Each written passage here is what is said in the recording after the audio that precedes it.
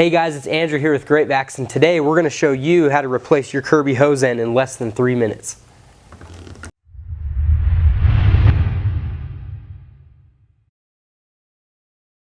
Alright guys, so let's get started. So the first thing you're going to need to do this is a pair of needle nose pliers, and then you're probably going to want to get some gloves as well just to be safe. First thing you want to do, you want to check out your hose end. So if your hose end has any damage to it, you got this tab.